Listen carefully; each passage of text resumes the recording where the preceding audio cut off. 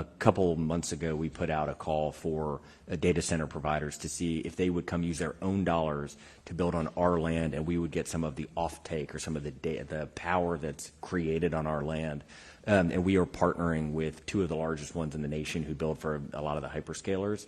And that was intended to be an experiment to basically say, well, what else now can we do on our land? And so 3 weeks ago, a call to industry closed where we said, send us your ideas. And we have, from the largest private equity funds, the largest commercial companies, to small and medium businesses all over the country, sent us in over 200 pretty well-baked proposals for things that we can do on our Army bases. And so we are working to work with Commerce and Treasury and OMB to figure out what is the right way to plug these in to how the Army fields itself. How do we tie it into our arsenals and our depots? But my best guess is what we will find in a year or two is by letting these private companies in, we will continue the transformation that we must do that Lenny was talking about to be able to use things like AI to fight the modern fight. Great. Keep up the great work. Thank you. I yield back. Ms. Capter. Thank you, Mr. Chairman. Sorry to be late. We have 3 consecutively planned hearings this morning, and so I can't be, and I happen to be on those 3 committees. So it's been a very interesting morning.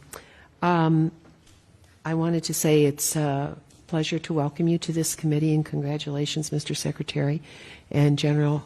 Thank you. Coming from an Army and Marine family, thank you for what you do. My first question is, based on everything you know at this point, does the Trump administration view Russia as an ally, as an adversary, or is it undecided? Mr. Secretary, have you been in on meetings? How do you answer my question? Congresswoman, adversary. Adversary.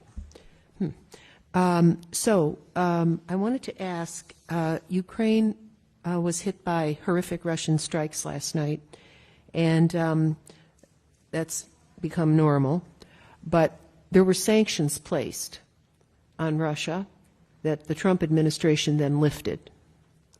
But then I don't know what's going to happen. It's like we're in free fall.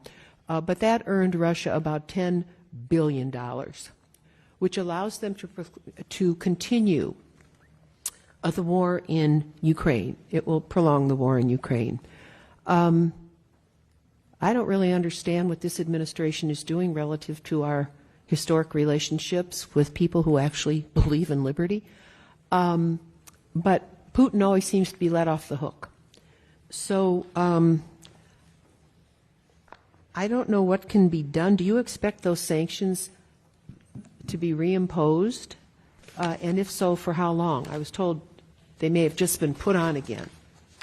That this on and off, I mean, what happened? What happened inside the administration? Congresswoman, under my Title 10 authorities, I can't speak to the sanctions, but I can speak to the United States Army has stood by and stood with the Ukrainians from the very first day of the war. I've been to Kyiv. I've spent a lot of time with a lot of the Ukrainian leadership. They have fundamentally altered how humans engage in conflict. They have done an absolutely amazing job of innovating, and I am publicly on record saying we are learning a lot from them, and we are changing to a lot of the lessons that they have taught us. And so I cannot answer your specific question, but I can say we, the United States Army, have stood with Ukraine from the beginning. Well, I'll do anything to help you. You let me know what you need, because I think that what has been happening with this administration relative to our historic relationships is appalling. And I've never seen anything like it in my career, and I have a long one. So let me move to industrial base. Thank you, gentlemen, for even knowing it used to exist in our country, and some of us ran for office to try to recover it. I look at Mr. Joyce smiling at me. We know what we've been through. We welcome you to Northern Ohio anytime. We make the tanks. We make the Wranglers. We made the Jeep going back, a half a century. We have the best GM propulsion facility. We have Ford heavy truck. We made the Stryker. We know something about moving armies with equipment. And we also know quite a bit about ammunition. So we really aren't seen by the country, the people that work here. A few do.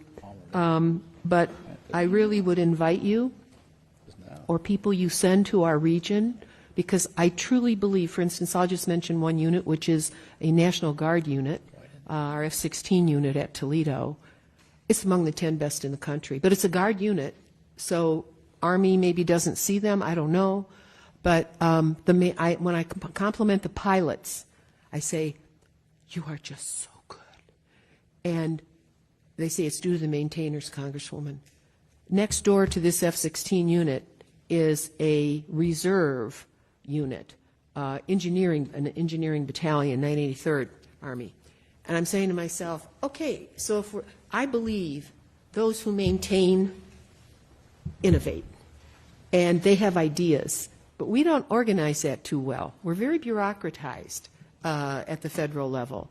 But I'm just urging you to think about places where you have exceptional people near where industry, what remains of it, exists. And both David and I represent Cleveland Cliffs. That's just one steel company. We didn't have that. I mean, that was missing. We didn't have steel as a country. We lost Gary, Indiana. It's now Cleveland Cliffs is there too, but we're just rebuilding. So I don't think we're properly structured to put together some of these assets that we have. We have Warren Tank Command up in Michigan, but I just think we need to think harder about those inventive minds of people who operate this equipment. I was on a striker when I was in Kuwait, but when we got into Iraq, it was obvious that the turret was going up and down, and I'm not an engineer, but I got that fixed. I'm just a congresswoman. And I thought, how could we miss that? And so how do we better look at your assets to go to those places where we have potential that is not met? And I would just ask you to think about that question. Ma'am, first, thank you for the question. My mother's side of the family comes from East Liverpool, Ohio, long line of welders. Yes. Of course, they're all Steeler fans. So, ma'am, so we have a lot of equipment. We have a lot of things in the United States Army. The most important thing we have is our soldiers, and they will innovate and they will fix things at the point of need if we enable them to be able to do it. So the right to repair, the technical data we need, the ability to produce our own parts because the supply chain can't keep up with it. Yes. We had soldiers reverse engineer a tail fin that goes on a tank of a helicopter. Normally it costs $14,000 just to replace this little tail fin. Soldiers reverse engineered it, printed it. It was $3,000 to be able to execute that. If we unleash them, they will fix all these problems. We just have to get rid of a little bit of the red tape that's holding us back to be able to do it. And I think there's a middle ground in here. We have to, as the Secretary said, we have to do this in the very beginning in our contracting to ensure that we have the technical data to be able to execute it. And then the ability to let us produce the parts that we need to get the equipment that is our legacy equipment, that we say legacy, but it's going to be in our inventory for a long time as we are moving to produce newer platforms. That our soldiers should be able to repair it. We owe them the ability and the right to be able to do it because they're proud of their equipment. You all bought it for us. We want to maintain it. We just want to have the ability to do it. But you also want to reinvent it for the future, General, right? Okay. Thank the gentlelady. By the way, Anduril is putting their major plant in the state of Ohio. So I saw you got that. a modern facility, 500,000 square feet. What's that? Southeastern Ohio. Well, it's in Ohio. Close enough. Yeah. Is that headquartered in your district? No, it's not in my, well, Oh. very close to my. Okay. Ms. McCollum for closing. Thank you.